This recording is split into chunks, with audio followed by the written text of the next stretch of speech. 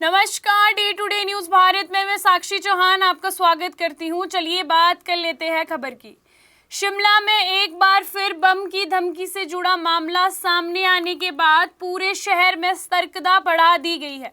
सोमवार सुबह उस समय अफरा तफरी का माहौल बन गया था जब शहर के दो निजी स्कूलों को ईमेल के जरिए बम की धमकी मिली है। जैसे ही स्कूल प्रबंधक को ये जानकारी मिली, उन्होंने बिना समय गंवाते हुए तुरंत जिला प्रशासन और पुलिस को इसकी सूचना दी। मामले की गंभीरता को देखते हुए प्रशासन ने तुरंत एक्शन लिया और दोनों स्कूलों को एहतियात के तौर पर खाली करवाने का निर्देश दिया।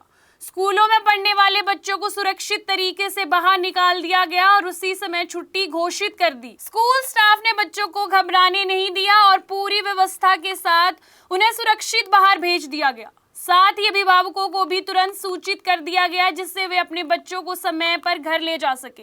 घटना की जानकारी मिलते ही पुलिस, बम निरोध दस्ता, डॉग स्क्वाड और अन्य सुरक्षा एजेंसियां मौके पर पहुंच गई।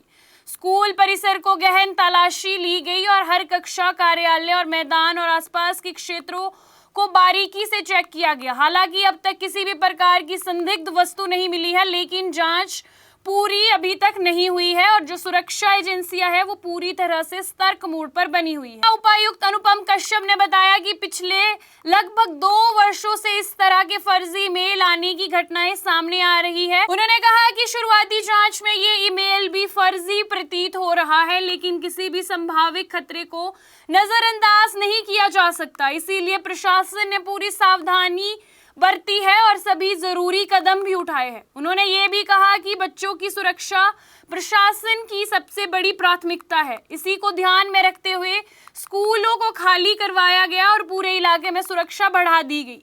साथ ही अन्य स्कूलों और शैक्षणिक संस्थानों में भी सतर्क रहने के नियम दिए गए। इस मामले में साइबर सेल को भी सक्रिय कर दिया गया। ईमेल कहां से भेजा गया था, किस सर्वर से का इस्तेमाल किया गया था और इसके पीछे कौन लोग हो सकते हैं, इसका पता लगाने के लिए तकनीकी जांच शुरू कर दी गई है। अधिकारियों का कहना है कि इस तरह के फर्जी मेल डर फैलाने के लिए भेजे जाते हैं और जो इस मामले में दोषी होगा उन्हें जल्द से जल्द पकड़ा जाएगा और उनके खिलाफ कानूनी कार्यवाही भी की जाएगी। इस घटना के बाद अभिभावकों में थोड़ी चिंता जरूर देखी गई, लेकिन प्रशासन ने साफ तौर पर कहा कि घबराने की जरूरत नहीं है।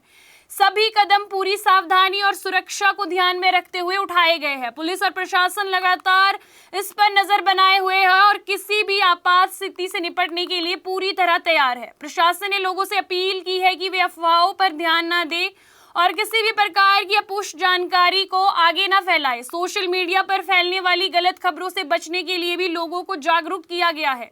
अधिकारियों ने यह भी कहा कि अगर किसी को संदिग्ध गतिविधियां दिखाई देती है तो तुरंत पुलिस को इसकी सूचना दे।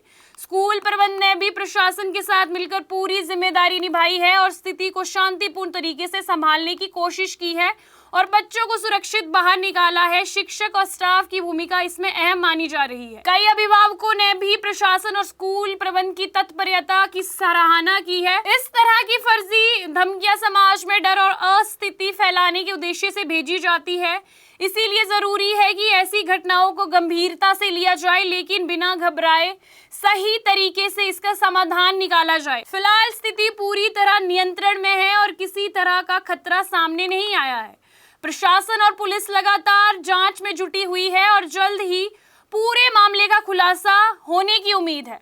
प्रशासन ने लोगों से अपील की है कि घबराए नहीं, स्थिति पूरी तरह नियंत्रण में है। बच्चों की सुरक्षा सबसे पहले है। अफवाहों और गलत खबरों से दूर रहे। किसी भी संदिग्ध वस्तु की सूचना सबसे पहले पुलिस को दे। इस घटना के बाद एक बार फिर ये साफ हो गया है कि सुरक्षा के मामले में जरा सी भी लापरवाही नहीं बरती जा सकती। प्रशासन ने भरोसा दिलाया है कि भविष्य में ऐसी किसी भी स्थिति से निपटने के लिए प्रशासन पूरी तरह से तैयार है और आम लोगों की सुरक्षा सबसे पहले रखी जाएगी। आपको बता दें कि day to day news Bharat निष्पक्ष तरीके से पत्रकारिता करता है। हमारा कोई भी रिपोर्टर फील्ड में किसी से कोई उपहार या विज्ञापन स्वीकार नहीं करता और ना ही किसी को ब्लैकमेल करता।